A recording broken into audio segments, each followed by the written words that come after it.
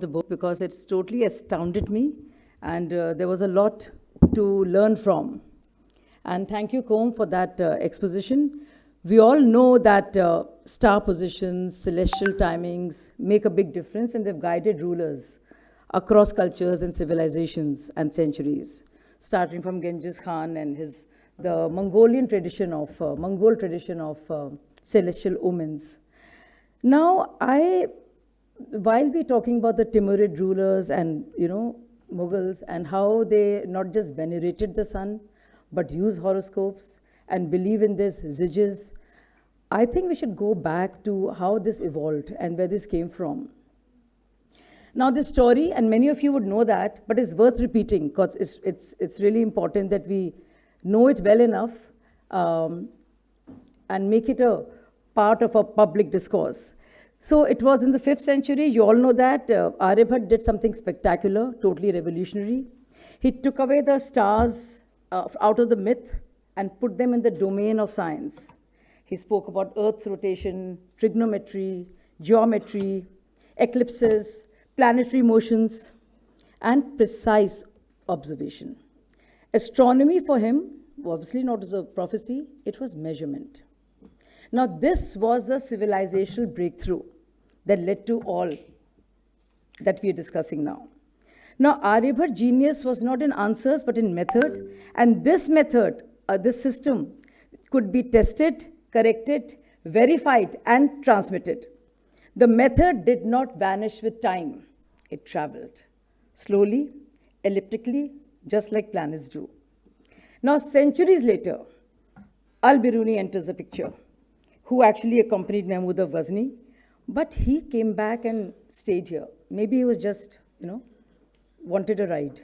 So I don't know whether to call him a student or a part of the conquering team. Now, he learned Sanskrit, he translated Aryabhatiya, and he read Indian texts in the original and acknowledged without hesitation the scientific superiority of Indian astronomy in several domains. Now, the other method was the Greek methods, Aristotle with the philosophical framework, and then, of course, Ptolemy. Now, Al-Biruni distinguished sharply between blind astrology and rigorous astronomy. He rejected superstition, but embraced calculation. Calendars, eclipses, geography, timekeeping, these were all sciences essential to civilization and governance, or administration, you'd call it. Now, let's look at the chain, this whole chain of this scholarly documentation. It's very interesting.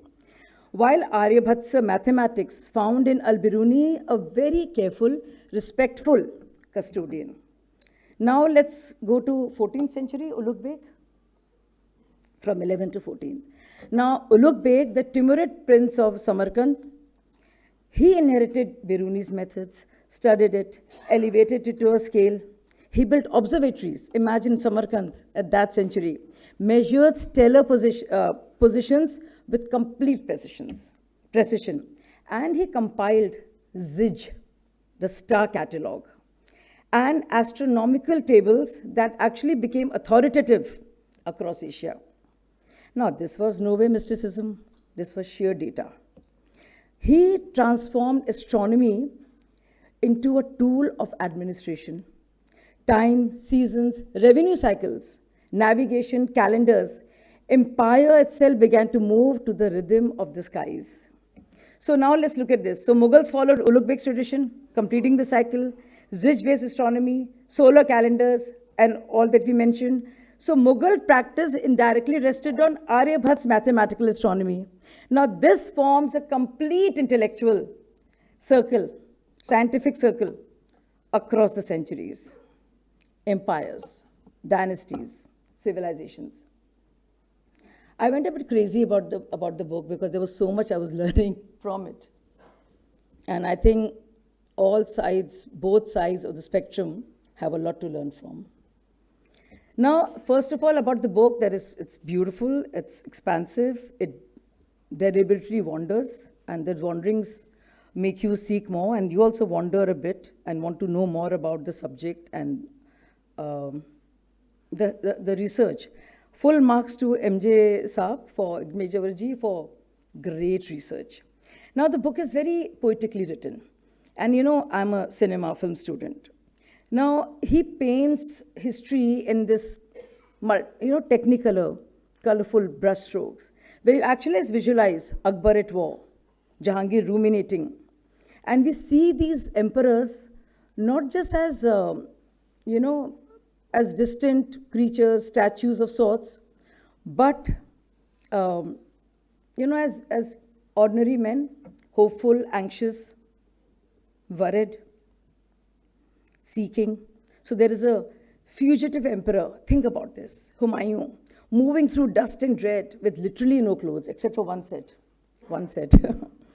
And a frightened queen, who, of course, whose labor pangs were disturbed by Maulana Chand. Who, you wonder, now that's another point, what would happen if Maulana Chand was not there? Can you imagine? Because he ensured that Akbar was born at a certain time. This was Akbar's horoscope. And it was Akbar at that expanded the dynasty, which continued for another 150 years. So imagine the role of Maulana Chand, who I learned about through the book. Now you see, Akbar is at war. He's not a name in a chapter, but is a figure in motion. Dust is rising, things are being planned. And then Jahangir, almost modern in his self-awareness, in his ruminations.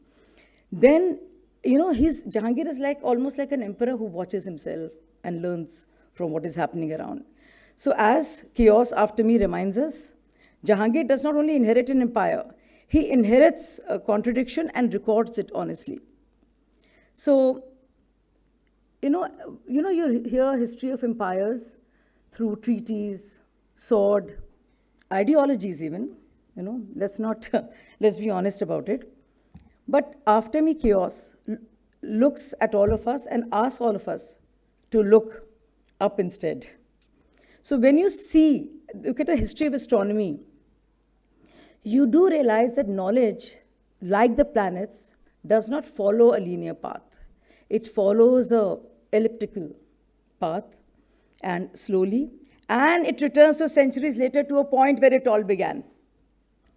So as the book informs us, that veneration of sun.